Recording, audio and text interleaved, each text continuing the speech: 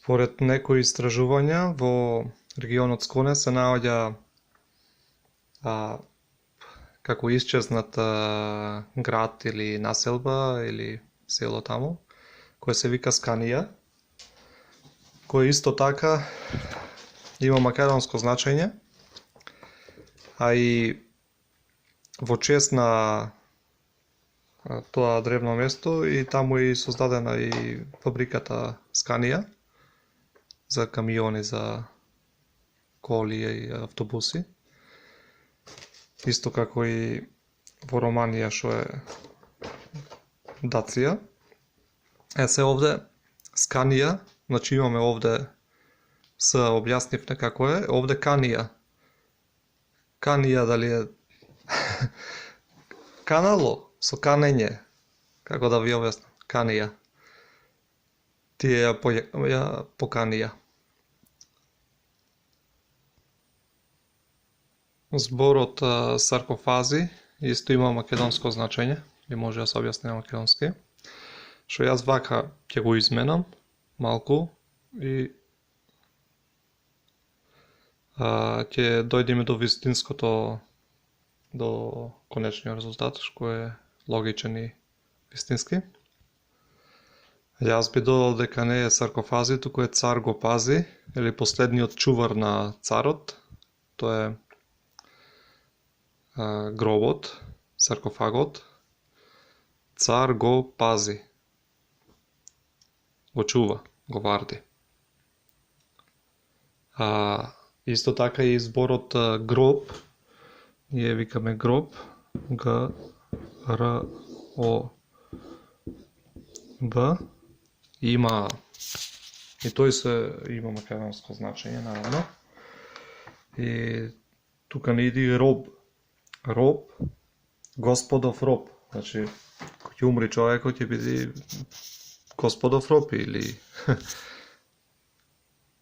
така некако, значи роб. Сега ќе го објаснам името Васко. Некои мислат дека Васко е шпанско име, не знам какво. То не е така, тоа е исто македонско, старо македонско име, кое се дели во два слогови. И иди ко, вас. А иначе да не заборавиме, како што е напишано во првата книга Мојсеева, дека Бог го создаде ликот, го создаде човекот во својот изглед, во својот лик, ко вас. Гледаш колку убаво името Васко. Васко, добро. Името Борис, исто така македонско име. Многу ми се спротивставува дека не е, не можам да му објаснам. Не може да сватат, односно јас му објаснувам. Тоа доаѓа од зборот бори. Може и од бор. Борис, бор. Да. Борис, добро, одиме понатаму. Името Стево е основа за имињата Стевче, Стив, Стивен. Тие понагалено се изменува, имињата на луѓето се изменуваат со тек на време. Се овде иди дали може да се состави реченица. Јас може да ја прашам дали сте во љубовта на Бог. Сте во. Кога сме кај имињата, овде запознавам луѓе. Значи името Расол, за нас е, знаеме што е Расол, е така специфично и многу луѓе во арапскиот свет се викаат Расол, а додека овде па во Шведска, во Данска, Норвешка има луѓе што се викаат Педер. Исто така среќавам и некои женски имиња, па постари, значи Педер е старо име, постаро име, а женско име што се вика Тинка. Ама исто гледам и кај нас има така што такви имиња. Сте малку смешни. Името Лена, и тоа е со македонско значење, доаѓа од Елена. Елена. Шо и ние, значи, велиме, значи, тука е разделено зборот Вселена. Значи, вака треба Вселена, ќе ги избришам. Вселена. Се овде се среќава во шведска и машко име од Елена, Лена. Се машко име иди Ленард. L-E-N-A-R-T.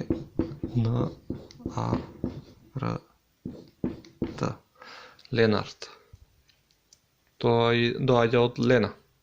А Лена доаѓа од Елена. Елена ни од Вселена. Така. Зборот империум исто така има македонско значење. Им, пери, ум. Умот испран да свети. Името Фродо има исто така македонско значење. Фродо ни е познат од главната личност што фрла прстенот во лавата во филмот Господар на прстените. Е тука Родо.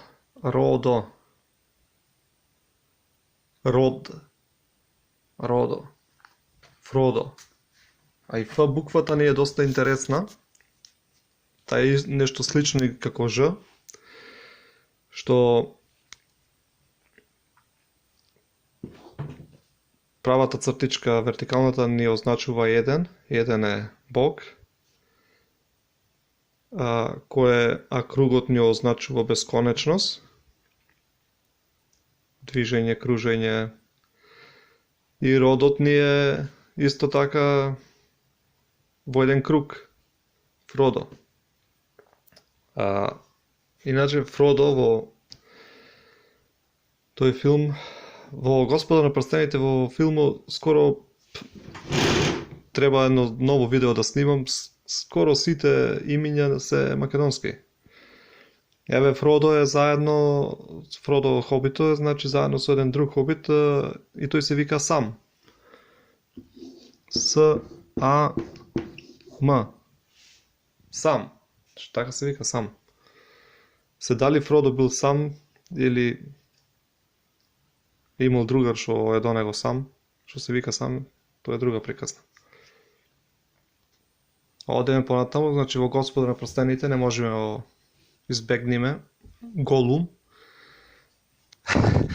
И ова има македонско значење. Голум.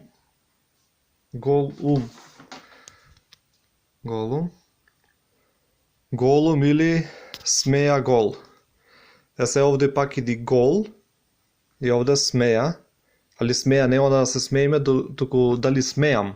Смејам гол. Се има некој уште во некој села викат смеја да направам она, смеја да ода, значи не велат смејам. Кој ќе ја прашват пример некои деца, мајка му што се научиле од така. И ние му се смееме, вика силски збора. Смеја не вели смејам, туку смеја. Смеја да игра фудбал. Смеја гол. Исто така во филмот Господ на прстените у Хобито, тука еден хобит се вика Мери, машко име. И сите тоа има македонско значење Мери. Интересно што во овој клип сите имиња што ги објаснив, тие не ги изменвавме многу за да дојдеме до нивното вистинско значење. Така да во наредниот клип имаме други објаснувања каде што ќе треба да ги изменваме малку зборовите, да влеземе во суштината на значењето. Така, пријатно.